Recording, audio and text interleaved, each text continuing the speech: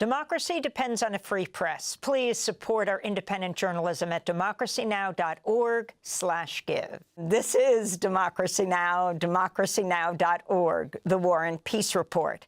And we turn now to an issue and a story we've been covering for all 29 years. We turn to Leonard Peltier. Today, I am finally free. They may have imprisoned me, but they never took my spirit. Those were the words of Leonard Peltier, the longtime political prisoner and Indigenous activist who's been released from prison after spending nearly half a century behind bars for a crime he says he did not commit. On Tuesday morning, Leonard Peltier walked out of a federal prison in Florida a month after President Biden granted him clemency. The 80-year-old Peltier will now serve the remainder of his life sentence in home confinement. For decades, he's maintained his innocence over the 1975 killing of 2 FBI agents in a shootout on the Pine Ridge Reservation in South Dakota. On Tuesday, Leonard Peltier briefly spoke after his release. You have to listen carefully. There are a lot of voices. We are not going to give up. We're going to win. We've been winning. We're going to continue to win. We're gonna stick together. We're gonna unite. As it is right now, we've been united all through indigenous countries, and we're gonna fight back. We're gonna continue until we are a free nation. I gave 50 years for that. You know, and I'm gonna give the rest of my life. So they haven't broken. They have not broke me. I am not broken. After Leonard Peltier was released from the Coleman prison in Florida, he flew back to North Dakota, where he'll live on the tribal homelands of the Turtle Mountain Band of Chippewa Indians. Supporters greeted him as he landed in North Dakota.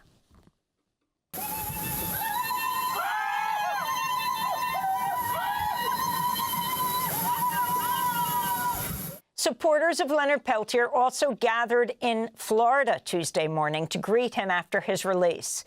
This is tracker Gina Marie Rangel-Quinone. So our relative Leonard Peltier has been incarcerated for 50 years in a draconian system. And I am from Arizona. We are First Nation people, and we are here to witness this as our relative walks out. This is the most important day because not only does it stand for the Indigenous First Nation people here on Turtle Island, but it also stands for people internationally. This represents, his incarceration represented not only other political prisoners, but people who stand for, in solidarity for all humankind and humanity. We go now to Belcourt, North Dakota, where we're joined by Nick Tilsen, founder and CEO of NDN Collective, which helped lead the push to free Leonard Peltier. He accompanied Leonard home on Tuesday. Nick is a citizen of the Oglala Lakota Nation. Nick, it's great to have you back on with us. Can you describe the moment as we look at that picture? For the first time, you have Leonard Peltier in a traditional Native ribbon shirt coming out of prison. Where were you? What did Leonard say? And describe the whole scene back home. Leonard Peltier walked out of the front doors of Coleman Prison energetic and completely dignified. When he walked out, he shook the hands of all the corrections officers, and all of them were happy to see him go. They had deep respect for him. He came walking out, and I stuck my hand out to shake his hand, and he just hugged me, and he said, "I'm free. I'm finally free." And he was so excited to get out of, the prison. We hopped in the vehicle. We got him into the vehicle, and we started listening to Redbone and music. And he was dancing in the back seat of the car, and it was joy. It was absolute pure joy to watch him do that. And then we were able to do a ceremony for him and to wipe him off, and to bless him and put prayers of protection over him and wipe him off from the things that happened there in prison. And then when we came home, when we got him back to Turtle Mountain, the streets were lined with hundreds and hundreds of people welcoming him at home, holding up signs, cheering, singing, war whooping. It was a beautiful, beautiful, beautiful sight. I remember seeing the sign that said, Miigwech, Leonard Peltier, which in the Anishinaabe language, Miigwech means thank you. And the amount of love and gratitude in which he was embraced by his community, his people, and his movement. It was an absolutely historic and moving day. And Leonard was absolutely joyous when we rolled up to his home that we had got for him. And this is the first home Leonard Peltier had had since he was 9 years old, since he was taken away from Turtle Mountain to go off to boarding schools.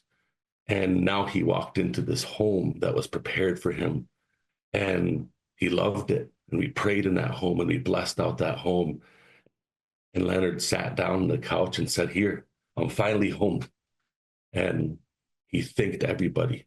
And that's the thing he wants everybody to know, is he thanks everybody around the world for fighting for him and standing up for him and never giving up on him.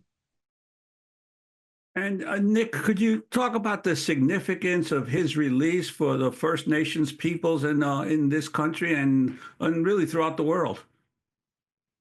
Yeah, throughout how Leonard Peltier was treated in his life, how he was treated in his over-prosecution, and how he was treated in his incarceration is one of grave injustice.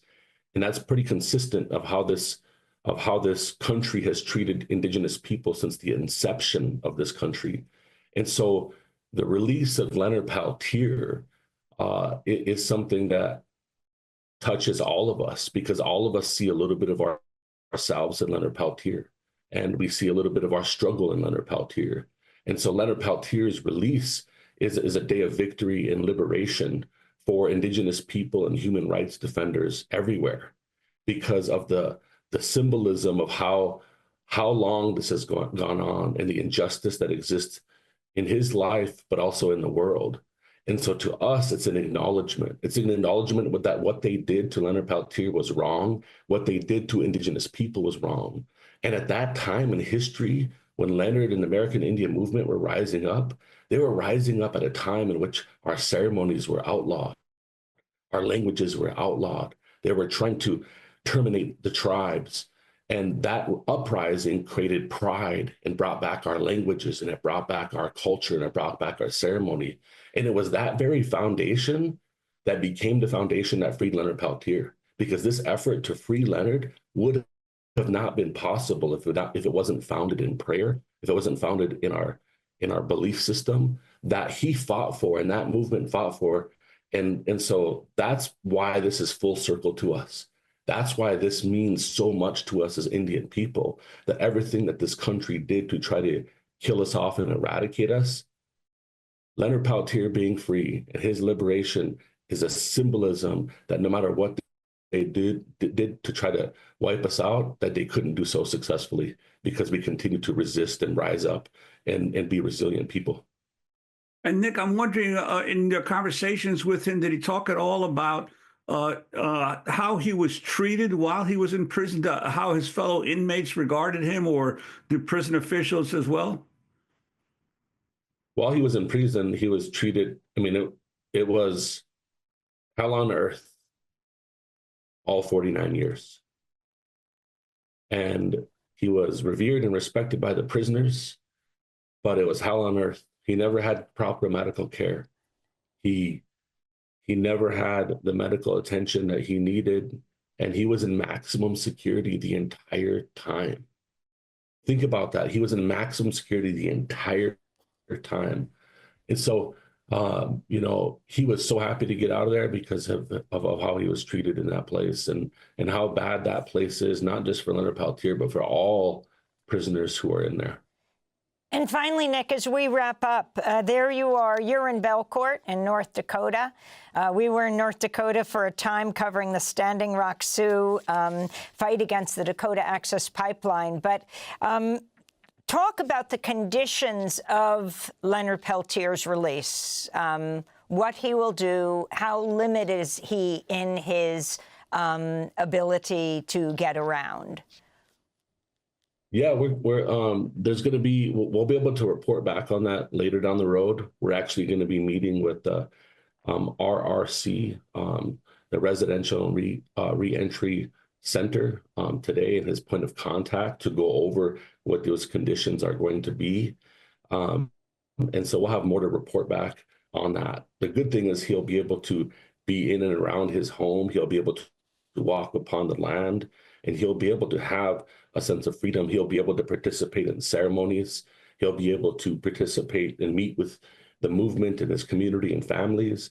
But the specific details of his release, we're actually going to be, I'm actually right after this call, we're going to be meeting with Leonard and meeting with RRC and working through the details of what that's going to be like. Well, Nick, thanks so much for being with us and taking us on this journey with you.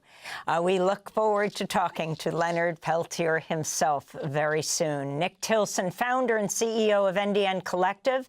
He's a citizen of the Oglala Lakota Nation, speaking to us from North Dakota, where Leonard Peltier will live. Leonard Peltier, at 80 years old, has been in prison for almost half a century, released yesterday after President Biden granted him clemency. To see all our interviews with Leonard and on the issue over the years, you can go to democracynow.org. Democracy Now! Is funded by viewers like you.